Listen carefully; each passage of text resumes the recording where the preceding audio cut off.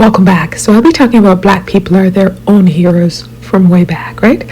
Although black men served in the American Revolutionary War and the War of 1812, a federal law enacted 1792 prohibited black men from joining the U.S. armed forces because, of course, they did not want black men killing white men.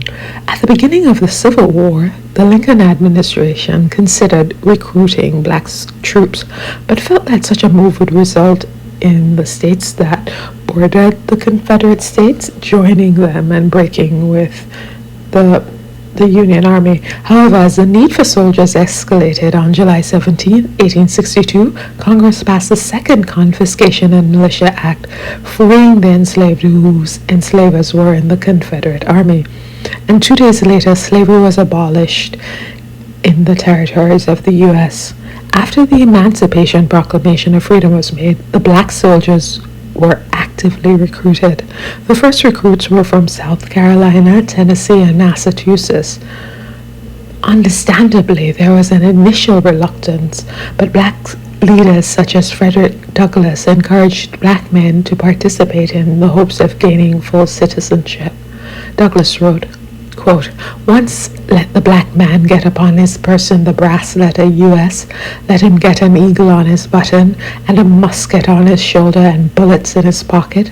There is no power on earth that can deny that he has earned the right to citizenship." Of course, I do not agree with Douglass on this. I know that black people earn their right to citizenship with their blood, sweat, tears, and enslavement. But I digress. Douglas's two sons, Charles and Louis, both joined the 54th Infantry. Charles later transferred to the 5th Massachusetts Cavalry to become its first sergeant, and Louis became a sergeant major and was wounded in battle. By the end of the Civil War, roughly 179,000 black men, 10% of the Union Army, served as soldiers in the U.S. Army, and another 19,000 served in the Navy. Nearly 40,000 black soldiers died over the course of the war, 30,000 from infection or disease. Black soldiers served in the artillery and the infantry, and as black carpenters, chaplains, cooks, guards, laborers, nurses, scouts, spies, steamboat pilots, surgeons, and teamsters.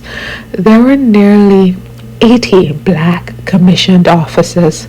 Black women who could not formally join the army served as nurses, spies, scouts, the most famous being Harriet Tubman, who scouted for the 2nd South Carolina Volunteers. As is the case, always the case in the US of A, racial discrimination was prevalent in the armed forces, which impacted the kind of roles black people were assigned, the pay they were given, and the way they were treated. They were treated more harshly when captured by the Confederates. However, black infantrymen fought gallantly at Milton's Bend, Louisiana, Port Hudson, Louisiana, Petersburg, Virginia, and Nashville, Tennessee. The July 1863 assault on Fort Wagner, South Carolina, in which the 54th Regiment of Massachusetts Volunteers, that where Frederick Douglass' sons might have been, lost 2/3 of their officers and half of their troops, and was memorably dramatized in the film Glory with our beloved Denzel Washington. At the end of the war, 16 black soldiers had been awarded the Medal of Honor for their valor. Now, permit me to read some letters between the soldiers and their families. This is from a Samuel Cable. For example, he was a private in the 55th Massachusetts Infantry, and he was enslaved, but he joined the army. He was 21 years old, a young man. And here's a letter. Dear wife, I have enlisted in the army and I am now in the state of Massachusetts. But before this letter reaches you, I'll be in North Carolina.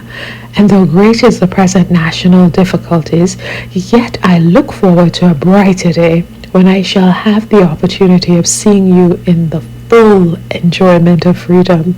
I'd like to know if you're still in slavery. If you're in it, will not be long before we shall have crushed the system that oppressed you. For in the course of 3 months you shall have your liberty. Great is the outpouring of the colored people that is now rallying with the hearts of lions against the very curse that has separated you and me. Yet we shall meet again, and oh, what a happy time that will be when this ungodly rebellion shall be put down and the curses of our land is trampled on their feet. I am a soldier now, and I shall use my utmost endeavor to strike at the rebellion at the heart of the system that so long has kept us in chains. Remain your affectionate husband until death. Samuel Cable. Samuel Cable returned to Missouri for his wife, and together they moved to Denver, Colorado.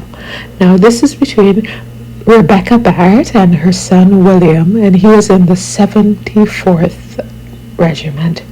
My dear son, it is with pleasure I now embrace the opportunity of penning you a few lines to inform you that I am received your most welcome letter, for I had despaired of your writing.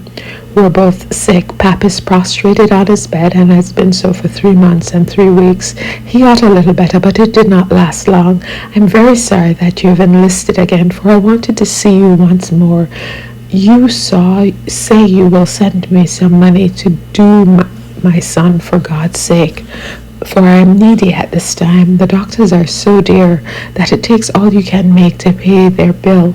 I work when I'm able, but that is so seldom. God only knows what I'll do this winter. I don't. Everything is 2 prices, and 1 meal costs as much as 3 used to cost. When the rich grumble, God help the poor, for it's a true saying that poverty is no disgrace, but very unhandy. And I find it very unhandy, for it ever a poor soul was poverty-stricken, I am one. And my son, if you ever thought of your poor old mother, God grant you may think of her now, for this is a needy time. No more, but remain your mother, Rebecca Barrett. William Barrett did send his mother some money, and this is from Letty Barnes to her husband Joshua, and he was in the 38th Regiment. My dear husband, I've just this evening received your letter sent by Frederick Finch. You can imagine how anxious and worried I am become about you, and so it seems that all can get home once in a while to see and attend to their family, but you, I do not really think it looks hard. Your poor old mother is here delving and working like a dog to try to keep soul and body together, and here I am with 2 little children and myself to support, and not 1 soul or $1 to help us. I do think if your officers could see us, they could certainly let you come home and bring us a little money. I have sent you a little keepsake in this letter, which you must prize for my sake. It is set of a shirt bosom buttons. Whenever you look at them, think of me, and I know that I'm always looking and wishing for you.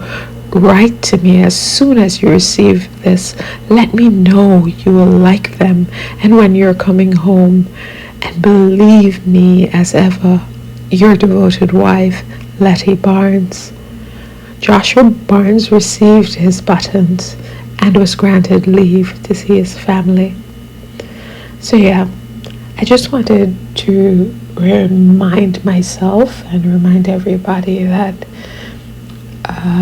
in all times in history, Black people were their own heroes, actively working for their liberation, and they were not sitting around waiting for others to free them. Tell me what you think. Thanks so much for listening.